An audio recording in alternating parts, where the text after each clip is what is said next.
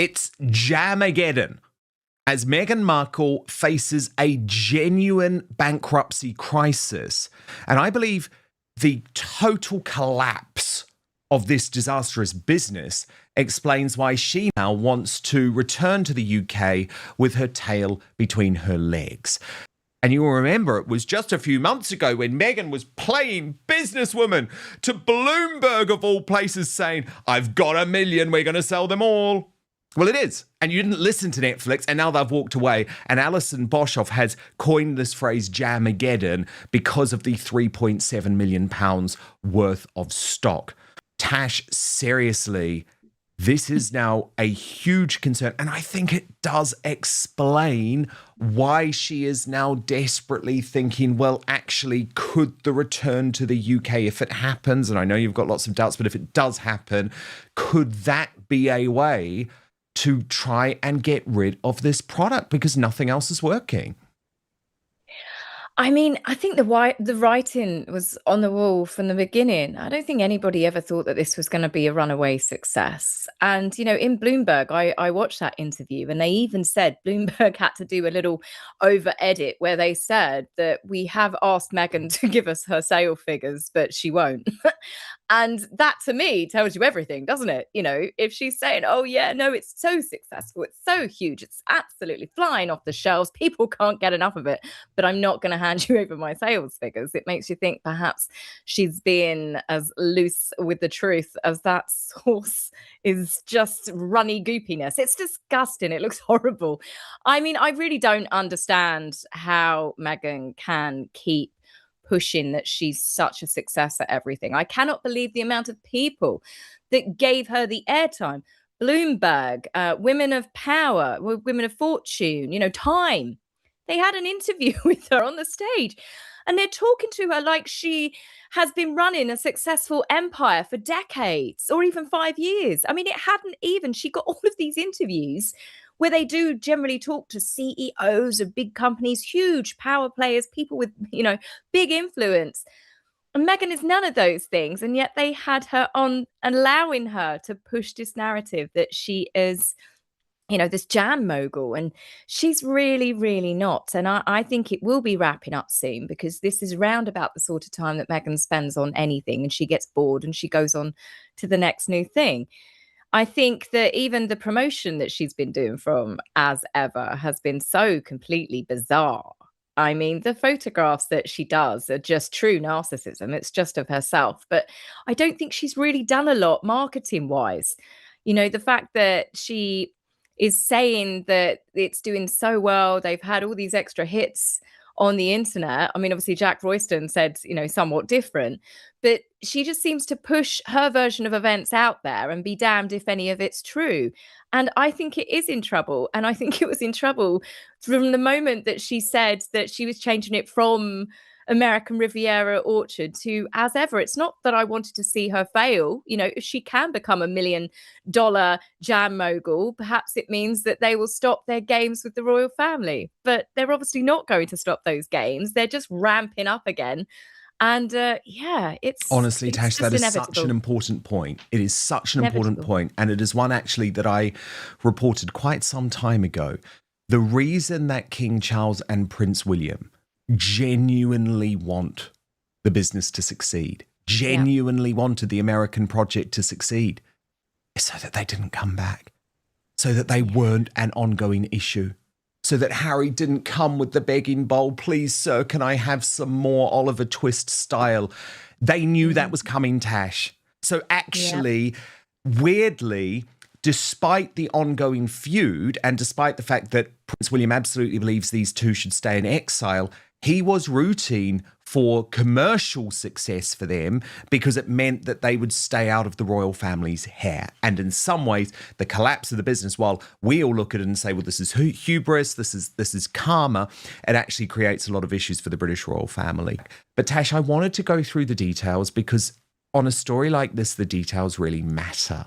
She is facing a financial calamity. And the thing is, Tash, the closer that the expiry dates come, the more difficult it is to sell. Because at some point, if she's a good businesswoman, she's actually going to have to acknowledge to her customers that there is an expiry date on these products, or people will be returning them or saying that I'm not happy with the fact that the expiry date is so soon. And that's why I think she's trying to do all of these bundles. But I mean, the figures are eye-wateringly bad. Yeah, I mean, it really doesn't look good. You know, I think the whole thing has been a disaster because Meghan doesn't listen to anybody. You know, they said there that she has terminated her relationship with Netflix, or they terminated it. You know, there was the brand guru who works with Gwyneth Paltrow. No one works with Meghan very long because she doesn't listen to people. And we knew with the marketing games that she was playing in the beginning, where it was the scarcity marketing, it was never really going to be a long-term plan. And the problem is, I think she did have an initial flurry of interest from people that wanted keepsakes, that wanted to buy it. I mean, I've seen as ever products for resale on I think it was eBay and stuff, you know, and people are asking ridiculous money, but they're just not selling. People are not interested. She might have had, as I said, an initial flash in a pan. But once you've tried her spread, majority of people, I don't think it's actually that nice. She's charging luxury prices for things that are cheaply made. And once that reputation goes out there, people are not going to keep restocking it. They'll get it for a novelty. It was a novelty. And that's much what I think Meghan sees everything that she tries anyway. It's always a novelty with her. She likes the attention that each new project gives her. For each new thing that she creates, there's magazine interviews, there's podcasts, there's, if she's very lucky, an interview by Time Magazine or Bloomberg. I mean, I don't know who else is going to be out there willing to throw money at giving a Meghan an interview to talk about what a success she is, when it's clearly obvious that everything she touches, well, it just always crumbles, doesn't it? She doesn't listen to anyone. And I think Netflix walking away was the final nail in that coffin. It's clearly obvious that she ordered way too much stuff. But you've got to think to yourself, why would you order that much? Why? What part of your brain would go, I'm going to spend millions on all of this and keep it stocked up at the time in the Netflix warehouses? For what purpose? She'd never bothered to get the items be able to be shipped abroad. That would be the first thing you'd do. Which she said is coming. Exactly, but it's too late. It's too late now. Too late now. Too late, way too late. And it's like, you've gone from a scarcity. It's like with everything with her, it's the sublime to the ridiculous. It just doesn't work. Chaos. Yeah, She's total an chaos. agent of chaos. Total chaos.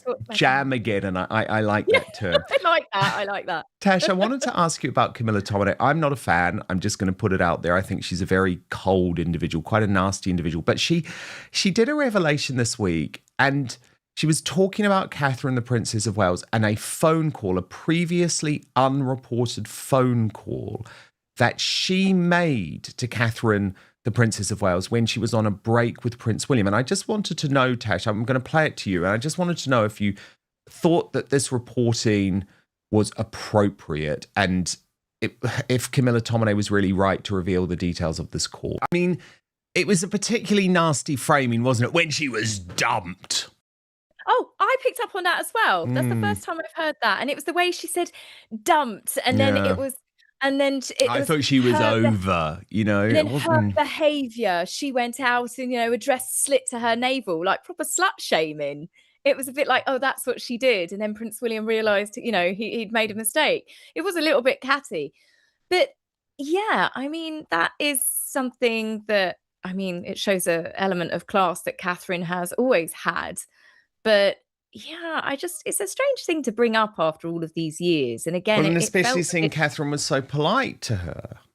Yeah, and maybe that's what Camilla was trying to say there, that she was actually taken aback at how classy Catherine was back then, but maybe not tell the story about how she was dumped and her behaviour was to go out with an ex-boyfriend. And I mean, the shock, the horror. I mean, she was what, 20, in her early 20s then?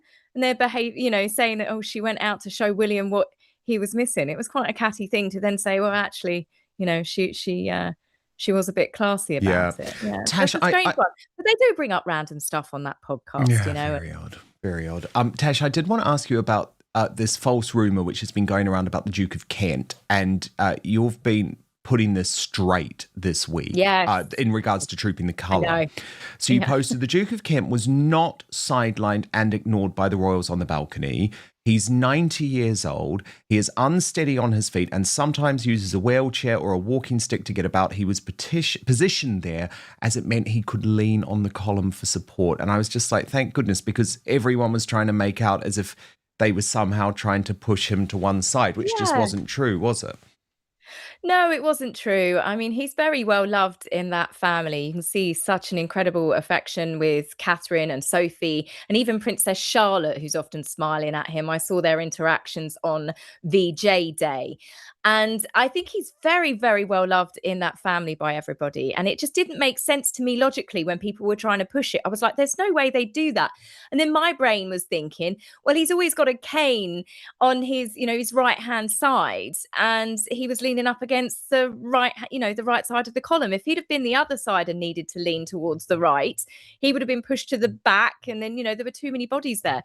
He's 90 years old. He just probably wanted to have that mobility there where he could lean up against the wall. He could still do his duties.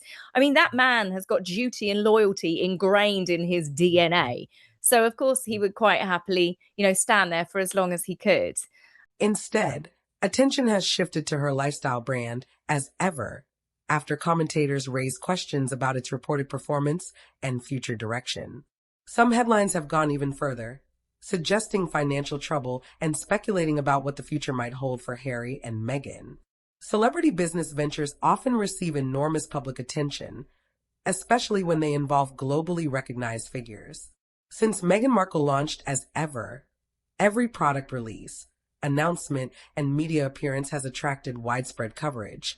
Supporters view the brand as another step in building an independent post-royal career. Critics have questioned its strategy and long-term commercial prospects. That difference in opinion has fueled another wave of headlines.